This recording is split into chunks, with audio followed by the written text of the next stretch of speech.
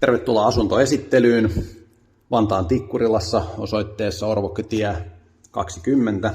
Tässä tultiin eteiseen. Ollaan tosiaan 3. kerroksessa.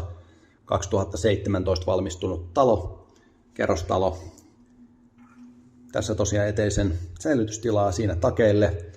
Siinä portaiden alla. Tila käytetty järkevästi hyväksi. Löytyy säilytystilaa siitä. Tullaan tänne olohuoneen puolelle. Oikea avaratila, huonekorkeutta noin 4,5 metriä. Keittiö siinä.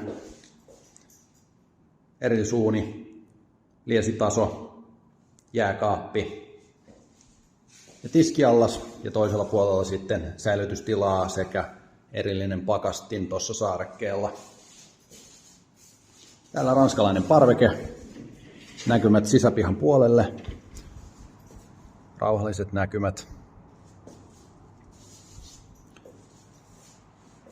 Siinä saarekkeella voi laittaa pari jakkaraa siihen, niin voi käyttää oikein hyvin ruokapöytänä. Telkkari tonne. Tähän mahtuu oikein hyvin sohvaa. Sitten mennään tonne parvelle. Siellä tosiaan ikkunat tänne olohuoneen puolelle. Oikein jykevät rappuset tässä.